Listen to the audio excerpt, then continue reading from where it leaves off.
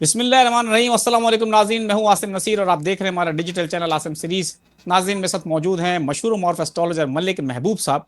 सबसे पहले मलिक साहब का शुक्रिया अदा करते हैं कि उन्होंने अपने कीमती वक्त में से हमारे लिए वक्त निकाला। अस्सलाम वालेकुम सर, क्या हाल है, कैसे हैं आप? वालेकुम सलाम। थैंक यू आसिम भाई। आपका बहुत शुक्रिया, आपने मुझे अपने प्लेटफॉर्म में दावत दी। कैसे हैं आप? अल्लाह ताला का बड़ा करम है मलिक साहब। अच्छा, मुझे ये बताएं मलिक साहब के अब जंग जो है वो रुक चुकी है, सीज फायर जो है हो चुका है, और डीजीएमओ की एक मुलाकात भी हो चुकी है, और राब्ता हो चुका है उनका। मुलाकात तो नहीं, पर्सनली राब्ता हुआ फोन कॉल पे। अच्छा, आप क्या समझते हैं, क्योंकि मोदी साहब का एक स्टेटमेंट सामने आया है, वो कहते हैं कि अभी जंग रुकी नहीं है, खत्म नहीं हुई, रुकी है, खत्म नहीं हुई। तो आपको लगता है कि इंडिया दोबारा इस तरह की कोई हरकत कर सकता है? क्योंकि मोदी साहब जो है वो जिंगोइज्म को बड़ा लगता है लाइक करते हैं, तो वो इस बयानी को बेच रहे हैं। जो उनका स्टेटमेंट है, ये कितना मैटर करता है कि अभी ये सिर्फ रुकी है, क्योंकि सीज फायर हुआ है, इसको मुकम्मल तौर पे ऑपरेशन सिंदूर को खत्म ना समझा जाए? क्या कहेंगे आप? आसिम भाई, बात यह है कि इस जंग से पहले मैंने एक वक्ती जायचा खोला था पिछले साल में पाकिस्तान का। तो मैं अपने व्यूअर्स को, आपके व्यूअर्स को ये बताना चाहता हूँ कि वक्ती जायचा हमेशा 1 साल का होता है। तो उस वक्ती जायचे में बहुत क्लियरली इंडिकेट हो रहा था कि पाकिस्तान में अप्रैल मई जून जो है बहुत टफ होंगे। वो अलग बात है कि वो वक्ती जायचा 1 साल के लिए था, तो वो मई 25 को खत्म हो जाएगा। और रिसेंटली ये जब जैसे ही जंग के हालात बने थे, तो मैंने एक और जायचा बनाया था, जिसके अनफॉर्चुनेटली वो जायचा ऐसे ही शो हो रहा है कि ये जंग बहुत तवील होने वाली है।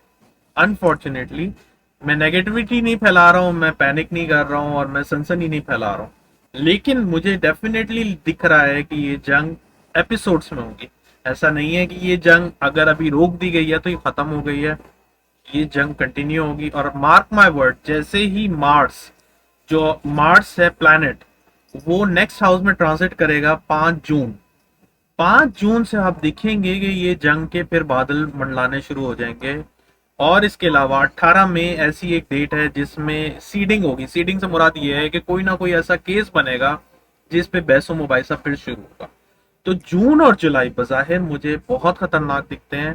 और इस दफा जो जंग होगी, इसमें नेवल का बहुत ज्यादा किरदार होने वाला है। एयर स्ट्राइक तो एक डिफरेंट पार्ट, लेकिन नेवी का किरदार इस दफा बहुत ज्यादा होगा, क्योंकि दोनों दफा जो वक्ती जायचे में है, आपका पाइसेस असेंडेंट बहुत ज्यादा प्रोमिनेंट है। पाइसेस असेंडेंट वैसे भी सिग्निफाई करता है, वाटरी साइन है। और ये शो करता है कि ये क्लियरली जो जंग होगी आने वाले दिनों में, इसमें पानी से रिलेटेड इन्वॉल्वमेंट बहुत होगी, और पानी के अंदर भी एक तरह से वॉर हो सकती है। तो ये कुछ मसले मसाइल अभी नजर आ रहे हैं। इमीडिएट इमीडिएट टाइम पीरियड में, जैसे मैं 18 मई का जिक्र इसलिए कर रहा हूँ कि राहु और केतु की जो ट्रांजिट होने वाली है, वो डेफिनेटली आपको एकदम से एक नया सेटबैक देगी। और अगर आप पाइसेस असेंडेंट से देखें, तो पाइसेस असेंडेंट से राहु जो है 12th में जाएगा, केतु 6 में जाएगा। और राहु केतु की 12-6, ऑल्दो ये इतनी बैड पोजीशन नहीं है, लेकिन अगर किसी की दशा या अंतरदशा राहु की चल रही हो, तो 12 उनको बहुत ज्यादा नुकसान देता है।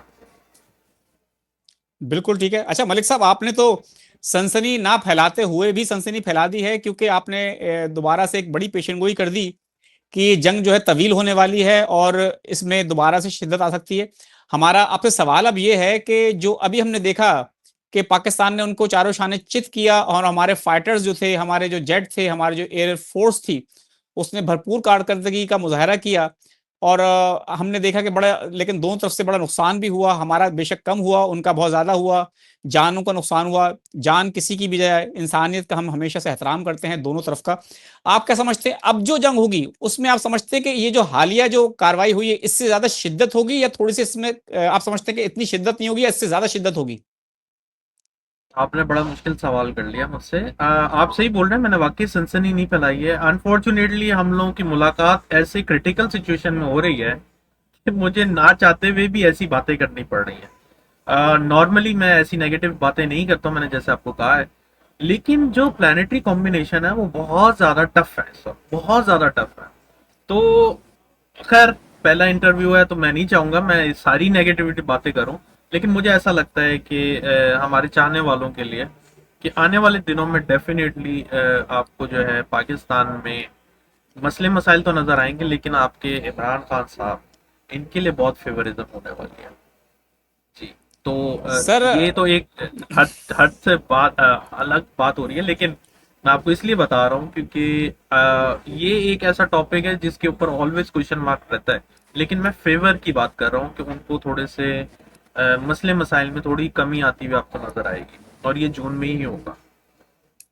बिल्कुल ठीक है। गो के हमारा आज का मौजू नहीं था मलिक साहब कि हम खान साहब के ऊपर बात करें, क्योंकि वैसे हमारे देखने वाले जो हैं, हमारे चाहने वाले जो हैं, वो खान साहब के लिए बहुत कंसर्न रहते हैं, और हमारा हर अगला वीलॉग, हर दूसरा वीलॉग जिसको कहना चाहिए, वो खान साहब के हवाले से, पाकिस्तान तहरीक इंसाफ के हवाले से होता है, क्योंकि हमारी जो फैन फॉलोइंग है और जो सोशल मीडिया है, वो नो डाउट के खान साहब के लिए है। लेकिन हम खान साहब के ऊपर आपसे एक अलग से वीलॉग करेंगे, आपकी उसकी जी वर्किंग के जी। ऊपर बात कर लेंगे। लेकिन मैं इस वक्त पूछना ही चाहता हूं कि आपने जो ये कहा है कि जून के महीने में दोबारा से इसके अंदर शिद्दत आ सकती है, तो आप क्या समझते हैं कि वो जो है वो कितनी तवील होगी? वो भी कोई छोटा सा एक एपिसोड की तरह से होगा, या उसको आप समझते हैं कि वो थोड़ा सा ज्यादा अरसे चलेगी, और इस तरह ये किस्तों में चलती रहेगी? तो ये रुकेगी कब, मुस्तकिल तौर पे अमन कब होता देख रहे हैं आप? सर एज पर वक्ती जायचा इसको तकरीबन 8 से 9 महीने लगेंगे, ये एपिसोड्स में ही चलेंगे। एज पर वक्ती जायचा 8 से 9 महीने लगेंगे और एपिसोड्स में चलेगी, प्लस इसमें जानी नुकसान ज्यादा होगा। मैं बोलना नहीं चाह रहा था, लेकिन आपने मुझे जबरदस्ती बुलवाया है। लेकिन हकीकत हकीकत है। मैं ऐसे आपको, मैं पॉलिटिक्स में मेरा इतना रुझान नहीं है, और मैंने ऑफ द मार्क कैमरा भी आपको काफी बोला है कि मैं पॉलिटिक्स नहीं देखता हूँ, लेकिन जो साइचा बता रहा है वो बहुत क्रिटिकल है, बहुत ज्यादा क्रिटिकल है। इसमें मुझे ऐसा लगता है कि जितने ममालिक हैं जो बज़ाहिर नजर आ रहे हैं, इंडिया और पाकिस्तान, ये नहीं है। इनके पीछे बहुत बड़ी बड़ी फोर्सेस हैं। मतलब इंडिया के पीछे इसराइल, अमेरिका है, पाकिस्तान के बैक पे चाइना है। ये तो अभी नजर आ रहा है, लेकिन ये बातें मैंने बहुत पहले दूसरे चैनल्स पे, मतलब दूसरे वीलॉगर्स के साथ ऑलरेडी एक्सप्लेन की है। तो ये बज़ाहिर जो जंग है, इसमें पिस इंडिया और पाकिस्तान की आवाम रही है, और जानों का नुकसान ज्यादा दिखता है। बिल्कुल ठीक है। अच्छा मलिक साहब, मैं आखिर में आपसे चाहता हूं कि आपने कहा कि हमारा ये पहला वीलॉग है, इसलिए आप चाहते नहीं है कि कुछ सनसनी फैलाएं या लोगों को डराएं।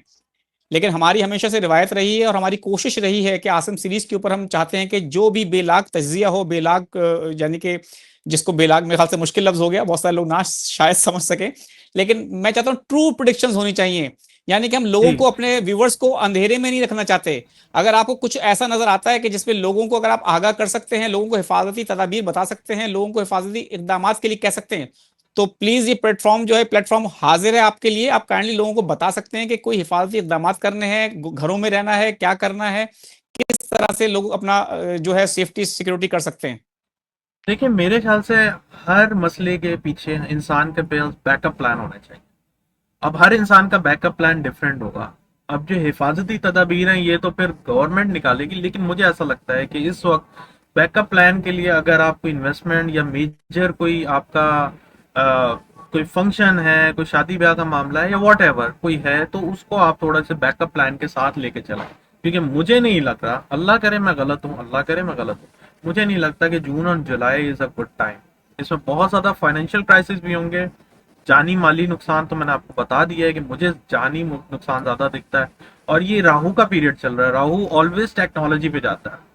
तो आप उस टेक्नोलॉजी को, मतलब अगर आप सोचते हैं कि इंडिया या पाकिस्तानी कोई अच्छी या ये टेक्नोलॉजी यूज करेंगे, तो ये आपकी गलत फहमी है।